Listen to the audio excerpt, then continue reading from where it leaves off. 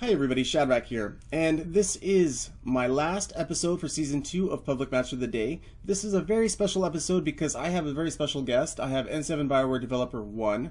Really quickly, I'd like to go over the loadout of each of our characters here. I'll be using the Geth Infiltrator with the Hurricane, a very powerful class. The Bioware Developer 1 will be using the Solarian Infiltrator. He'll be using the Widow, so mainly he'll be sniping and offering a little bit of support with his powers. His Proximity Mine will be debuffing enemies, and Energy Drain will be giving him his shields back. The ES40 will be using the Destroyer Soldier, mainly a DPS class with the Particle Rifle.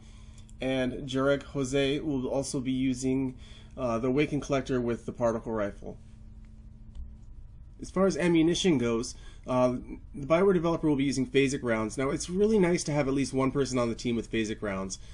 They're just fantastic for keeping the enemy shields from regenerating. It gives you a whole 15 seconds to basically it buys you a lot of time to keep their shields from regenerating, and that's really nice, especially when dealing with larger enemies like Banshees or enemies that have a very fast shield regen rate. ES40 he'll be using really good contribution to the team as far as ammo goes. He'll be using incendiary ammo with the Scorpion also, which is very good for dealing with crowd control. It's very good for applying the incendiary effect on enemies, so he'll be setting us up for lots of fire explosions. Jose will be using warp ammo, which doesn't do a lot of good for the team, but as far as he goes, he'll be doing a lot of DPS on any enemy he encounters. When he primes the enemy with Dark Channel, the warp ammo 4 will give you a massive bonus, I mean a massive bonus, to the damage that he does to already primed targets. So I definitely recommend warp ammo for any kind of biotic character. Incendiary ammo is always a nice thing just because of the incendiary effect and the combination that it can do for you as far as fire explosions go. So we're starting out here. We did choose Unknown Unknown. Not one of the maps I would like to show you guys, but it's just the way the ball bounced, unfortunately. So we're rocking it on Fire-based Giant, and we have the Collectors, which is definitely a worthy opponent for this gameplay. If I am going to show a Giant match, the Collectors or Geth is definitely an enemy I would prefer to show on my public matches of the day. So right off the bat, we basically have all the enemies spawning down low. We're playing with a very aggressive team here. Everybody here knows the game pretty decently. We did get one Praetorian obviously spawning up top, but I was able to respond accordingly because my team has good communication skills. I cannot stress enough at how important communication skills are. It's really frustrating when you're playing with a team that doesn't communicate. There's no excuse for it. You can go to GameStop or EB Games and you can buy a used mic, one of the cheapies, for like $3. So there really is no excuse not to be communicating. And it just is such a valuable asset. This is a cooperative game. Communication really plays a big role in your success. I do think that there can be a point where you are over communicating. I think it's just important to really prioritize what you're calling out. You know, analyze what's a threat, what's not a threat. If you can't handle it, if you can't kill it, then call it. That's basically my rule of thumb. If an enemy is flanking and you're dealing with another enemy, then you can't kill it, so call it out. So that's basically the general gist of it. We definitely flew through Wave 1. That was a very quick Wave 1. I definitely think Wave 1 and 2 is a little more difficult because you're dealing with Collectors in their purest form. There is no mixed enemies. The wave budget is rather low for Wave 1 and Wave 2, so you can get through it pretty quick, but like I said, it's all Collectors, and Collectors are definitely a very decent enemy to be dealing with. They're not easy. Not at all. A lot of people would say the Geth are harder, but the more I deal with Collectors and Geth, it really depends on the map, I find. It depends on your character's loadouts and the team you're playing with. The map definitely plays a bigger role, I feel. Maps like Condor, I think Condor is definitely much more difficult because of the way that the Collectors are, the way they shoot the rockets, and the way the Praetorians' laser beams basically go through anything. The Scions like to just kind of loiter in the middle of the map, and then they just shoot their grenades through little cracks in the wall, and they're very frustrating to deal with. The Abominations, enough said. It doesn't matter if they're possessed or not. They blow up on anytime you kill them. They just pop, and whether they're possessed or not, they do a lot of damage. So I mean, I've had my shield gate taken and almost all of my health just from one Abomination, especially glass cannon like the Geth Infiltrator. So one thing I'm definitely planning on doing, I've talked to the developer here at BioWare, and what we're going to do is the game that I did, I don't know if you guys are aware of it or not, I'm sure a lot of you are, but I did a game called The Ladies of Mass Effect, and what I did is I basically ran out and I downed myself at the beginning of each wave, so that way you guys could watch the game through their perspective. And so what we're going to do is either tonight or in the next couple of days, whenever he has some free time, is we're going to do a similar game like Ladies of Mass Effect, but obviously it's not going to be with a bunch of ladies. It's going to be with the game developer and a couple friends. And so what I'm going to do basically is I'm just going to run out and down myself, same deal, and then you guys can see how the game developers from BioWare play. He is an amazing sniper. I've played a couple games with him. Really nice guy. I'm not going to disclose his name because of privacy issues. But really good guys at BioWare. I've actually met a couple of the developers there, and they really enjoy their work. I mean, who wouldn't enjoy their work working for BioWare? Obviously, I would I would clean their monitors and take out the trash for them if I had the opportunity. Like, it would just be such an amazing experience just to be in that environment. So, anyways, like I said, I'm going to be posting that video in the near future. So keep your eyes peeled for that. I think it's going to be really cool watching him play and watching a couple of my friends play through their perspective. I really like how those videos turn out. I think it's a really good idea being able to see how the team synergy works, and that way I can show you guys examples of how the team is working well together through their eyes and not just me just talking about it. So I really hope that you guys tune in for these videos coming up. I know that I've been focusing a lot on Assassin's Creed. I'm really trying to expand my library, so I apologize for being a little bit neglectful towards putting out Mass Effect videos, but I'm done with my walkthrough for Assassin's Creed 4. I have a couple little things I need to do. I just need to put in the descriptions and stuff like that. But I'm definitely back in full force with Mass Effect 3. I will be doing Dead Rising here in a couple days, but I'm definitely going to put out a lot of content for Mass Effect 3. I have a lot of ideas for videos, so I just can't wait to bring it to you guys. I hope you guys stick around. I really do apologize for neglecting Mass Effect 3. Like I said, I'm trying to increase my fan base a bit. And I definitely will be focusing primarily on Mass Effect. When the new Mass Effect comes out, I cannot wait. I will be putting out so much content on the new Mass Effect, so I really hope you guys are there so I can share those experiences with you guys. From what I've heard, the new Mass Effect, we probably won't be seeing that until about 2015. So there's really only so much content I can do on Mass Effect 3. I've really done a lot so far. So if there's anything you guys would like to see, anything that I haven't done yet, just please leave it in the description box below, the discussion box below, sorry, pardon me, and I'll do my best to bring that content to you guys. Also, if you guys have any questions for the developer, just please leave it in the discussion box below, and if I feel that it's worthy or it's not going to offend him or jeopardize his job, I'll definitely ask him and I'll definitely respond. I've been really good about responding to any comments you guys have. I love discussing games with you guys. I love discussing everything with you guys. I think it's great. I really like the community that's starting to form on my channel. Like I said, I apologize again for not being on top of things as far as Mass Effect goes this last 2-3 weeks. I had a lot of PC problems. This is my third PC this month. I had to take the first one back. Then when I went and got another one, they sold me a really expensive computer. And with HP, I guess they have a series called the Envy, the Phoenix Envy or something along those lines. So all the boxes look exactly the same. And so what they did is they rung me up for a more expensive computer. I thought I was getting a better computer, and they really gave me a lower end computer. And they charged me almost $500 more than they were supposed to. And I basically set up my editing software, and every time I went to record, it would lag. It would actually pause and hesitate, and I'd get little hiccups all over the place, and I just couldn't figure it out. Finally, I started doing some research on the product and realized that they had given me the wrong product. So I went back to exchange it, and in the process of setting up my new computer, my child accidentally bumped the table, knocked my monitor over, and the corner of the edge of the table basically impacted with the middle of the monitor, fracturing my monitor. Wasn't covered under warranty, so I had to buy a new monitor. Then when I got the new monitor, they only had one monitor left that was the monitor that I wanted, and it happened to be an open box monitor. And they told me basically that the monitor had been returned by a customer, there was nothing wrong with it, which was a lie. I got home, and basically what happened is the monitor kept on, every couple of seconds it would just turn itself off. And then sometimes I would unplug it and plug it back in, and it was down for 20-25 minutes. And so I basically dealt with that for about 4 or 5 days. And then I went back, and went to return it and got a new monitor. It was just a real nightmare. I bought an extended warranty on the computer. They didn't want to cover it.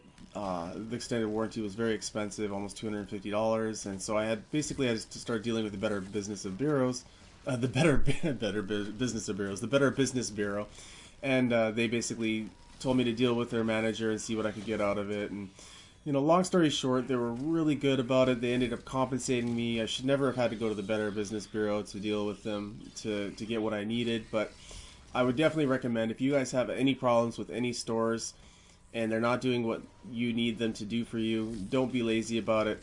Talk to the manager. If they won't help you, then talk to the Better Business Bureau. And they're really great there. I actually ended up coming out top. I got an external hard drive. I got Audio-Technica mic, and I got an upgraded monitor. And so I came out really good on top of the deal, and I got the PC that I paid for. So, squeaky wheel gets the grease, right?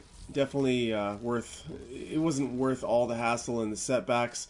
I mean, I would have so much more content on my channel right now for you guys if I didn't have all these setbacks that I had to deal with. But I'm back in full effect, and I'm definitely going to be bringing you guys some more solos this week. I'm working on a London with the Collector solo. I'm trying to work on a Slayer solo. Also, what else did I have going? Yeah, I got a bunch of solos going. What I'm trying to do is, Invader1 posted on BSN, basically, it's called the Platinum Solo Hall of Fame. And if you guys haven't seen it yet, it's worth checking out. It's very cool work that he's done. Invader1 has done so much for this game. It's just amazing how much he's contributed to the community. I have nothing but positive things to say about him, his person. He's one of my best friends. Great guy. If you guys ever have the fortune of running into him into a game, you're blessed, because his presence is just so remarkable. Good guy. I'm definitely, there's a shortage of good people out there. It's really unfortunate, especially on Xbox Live. So before I get too off topic here, I wanted to talk a little bit more about the Platinum Solo Hall of Fame. Basically, he has a series of challenges that he's put on this, well, it's not a series of challenges, but they're called completionist challenges. So, for example, I have soloed every hazard map, so my name is on there for all the hazard maps. If you do all of a certain race, for example, all the Saris, then there's a completionist challenge for that. If you do all of the Solarians, all of the Infiltrators, all of the Vanguards, basically there's a completionist challenge for all these different things. Just doing a Platinum Solo in itself is a very, very big accomplishment, but there's definitely a series of people out there that are really taken and captivated by these challenges. I'm about 4 maps shy of completing every single map on Mass Effect, so I'm definitely going to be working on those this next couple of weeks. London, like I said, London with the Collector, Awakened Collector is my next Platinum Solo, and that I'm very confident. I've done 2 attempts, and I came very close both attempts, so I know I'll be finishing that very, very soon. Hopefully tonight I'll be able to get that solo up for you guys. I'm pretty sure that the only other person that's done every map is a guy on PC. I don't want to take anything away from the guy. He's a great soloist.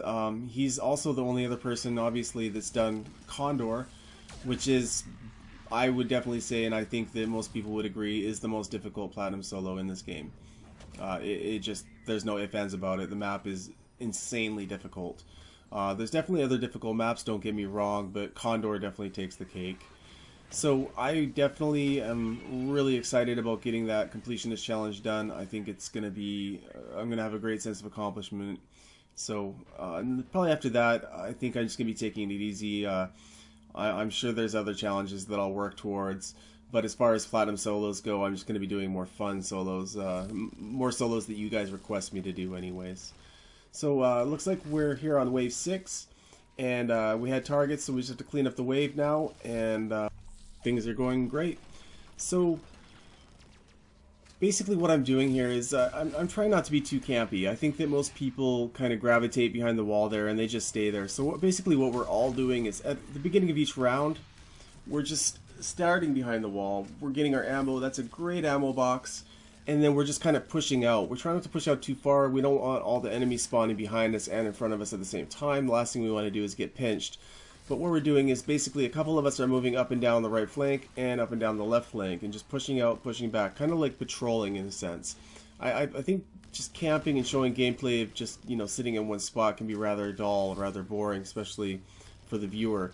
I know that when you're playing it's very intense, but having people patrol up and down the right side and left side of the map, and then having a couple of people just hold the line, is a great strategy.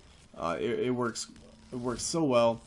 You're not being particularly campy, but you're not being particularly reckless in just running around the map, flipping spawns on your teammates all over the place. It's definitely a great strategy. I use it in other games. I use it in Call of Duty all the time. I don't really play Call of Duty anymore, but when I did play Call of Duty, especially on Team Deathmatch, it's kind of how you want to play. You want to basically hold the line. You don't want to flip the spawns, but you don't want to be insanely campy at the same time either. You need to push the pace of the fight a bit. If you just sit around and just wait and both teams do that, there's going to be no action at all, and you're just going to be sitting there just twiddling your thumbs. I definitely understand a lot of people really are against camping, but I just really think that it's important if you're not going to be camping and you're going to be moving. It's just important to discuss the strategy with your team. A lot of times I see what happens is people get frustrated with camping. They'll run around and they'll just sprint around the map and they just kill whatever's in front of them.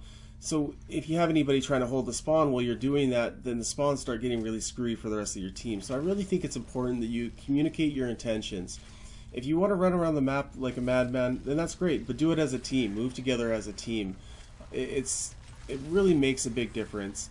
I get really frustrated when people run around lone wolf like that, and I kind of try to hold the spawn, and all of a sudden I get pinched because I have him spawning on the left and right side of me, and the guy that's running around killing everything in front of him keeps on moving. He's not getting pinched at all because he keeps on moving.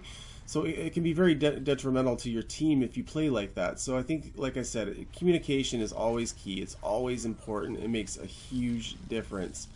Like, it makes all the difference, honestly. So communicate with your team. If you want to have a run and gun team, then tell your team, hey, let's be run and gun. Let's move together. Let's go around the map and just wreck things. You know, it's very critical to communicate. So it looks like we're on wave 8 right now. As you can see, we started the wave, we started the ammo box, and we pushed out a little bit. I'm pushing up the right flank, and then we have someone pushing out the left flank a bit. And then we have a couple guys kind of hanging back, but not too far back, just back enough to hold the spawn. And this works out beautifully. It's working out great. As you can see, I got a particle rifle shooting over my shoulder. We got a sniper with the Bioware Dev with the sniper. ES40 is in front of me, but he pulls back, so he kills a couple enemies, then he pulls back. So we're kind of patrolling. We're not aimlessly running about. This is a great team. I love playing with these guys. We have very good synergy, and honestly, Platinum has become almost to a point where it's still challenging, don't get me wrong, but we just have so much control. It would be nice if there was a harder difficulty, you know, just because we play unknown, and when I play with my friends, we pass every single time. I think when it gets to a point where you're passing every single time, it would be nice if there was a higher difficulty to move on to. Oh man, that was really frustrating. That drone just ate my rocket. I should have had the Praetorian behind him also, but you know, that's the way the ball bounces. I should have saw that coming. I've been doing so many solos, and I've been playing a lot of Assassin's Creed, so my gameplay is a bit rusty. My shot is a bit off, so I apologize for that too. So actually, I'm going to take a quick break from commentating here for a moment. I will be right back on wave 10 for the objective wave. So please stay tuned. Don't leave. Watch the rest of this video, because this last couple waves of gameplay is great. So I'll catch up with you guys at wave 10.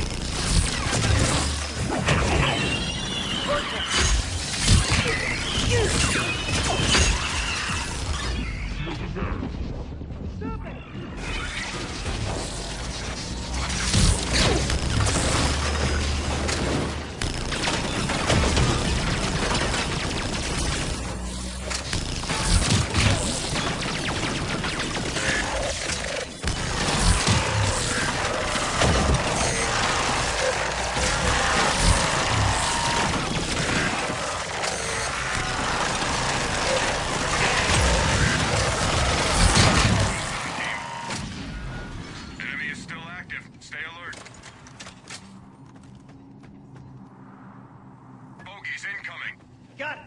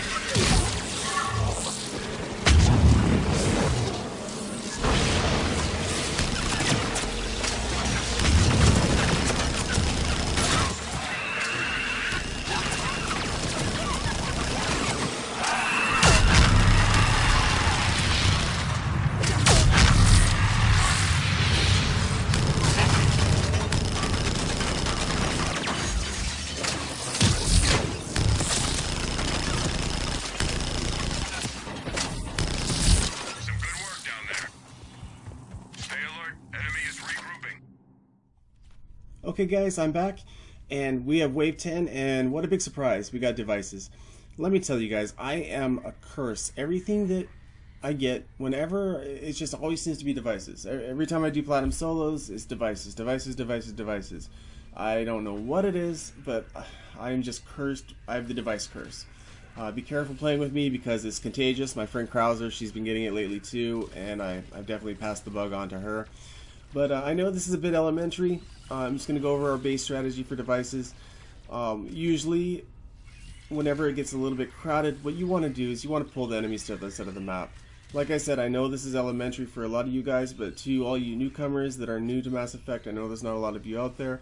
And that's basically the gist of it. What you want to do is, if it's crowded or there's too many enemies, use your teammates, let your teammates pull the enemies away, run past the enemies, and then go and do the device. As you can see, my teammates are at the spawn. They're keeping the majority of the enemies over there. Don't kill enemies unless you have to. A lot of times what I'll do is I'll take enemies down to 1 or 2 bars of armor or health, and then I'll leave them alone. So let's say that Jose is on the other side of the map and 2 brutes start to rush him, but those are 2 brutes that I saw earlier in the round, and I took them both down to 1 bar of armor. So he can basically, very, very quickly, he can kill them, and then he can hop on the device. If you kill an enemy, obviously it's just going to spawn right back with full health, or full barriers or armor, or just basically, you know, completely full. So it's very, very good not to kill enemies unless you have to on these objective waves. I mean, the points are nice, don't get me wrong, but, you know, this is a team game. We're not playing for points. We're playing to get the money, get the cash to succeed as a team. I think a lot of us get sidetracked by points and we lose track of really important strategies. Extraction is very similar to the objective waves. You really don't want to hang out on the LZ. Maybe on bronze or silver, sometimes even gold with a good team. But hanging out on the LZ is just a death sentence. The last thing you want to do is have 10-15 seconds left to extract and have the LZ full of enemies. I think it's just it's really not, it's not a sound strategy at all. So basically what I'll do, sometimes actually I'll sit on the LZ for maybe 20 or 30 seconds. I'll pull all the enemies into the LZ, and then our whole team will break either down the left or right flank or through the middle. Whatever opening there is, we'll break, and then we'll run to the other side of the map. And this basically just wastes the time. We're running up the clock. So then we'll run to the other side of the map, we'll pull the enemies away, and by the time they leave the LZ and come all the way to the other side of the map again, you know, there might be about 30, maybe 40 seconds left on the clock. And then what we'll do, then we'll run back to the LZ, we'll run through whatever hole there is, left, right, center, whatever is the opening there is for us to make our way through. And then we'll go back to the LZ for extraction. And this is a very, very sound strategy. I know it's elementary for a lot of you, but it works out very, very well for us and for my team, my friends, and everyone that I play with. So that's the gist of our extraction strategy. I use it for hacks also. You know, I'll pull enemies to this or the map, run back, jump on the hack for a little while, and then when it starts to get hectic, just run away, pull them away again. It's definitely very difficult. It's going to cost a lot of resources if you just try and stay on the hack or just stay on the LZ. You're going to burn through your metagels, your survival ops, your rockets. You know, sometimes in some situations you do have enough resources to make it happen, but you know, this is an endurance run. Platinum isn't just something that you're just going to walk through and breeze through really, really quickly. It takes a lot of resources. It takes a lot of strategy. It takes a good shot. There's a reason why they call it platinum, and it's the reason why it's the hardest difficulty in this game. So, anyways, that's the gist of that. I hope you guys enjoyed this video. That was a full extraction mission successful with 25 minutes and 3 seconds on the clock. That was against the collectors on Firebase Giant. So, once again, guys, keep your eyes peeled. I'm going to have lots of new Mass Effect 3 content coming out this week. Thanks again for your subscriptions, your support. I really appreciate you guys. If you guys enjoy my videos, please leave a thumbs up. Please, any questions for the Bioware Dev, leave them in the comment box below, and if I feel that it's a good question, I will relay it and respond as fast as I can. So thanks again, guys, and until next time, take care.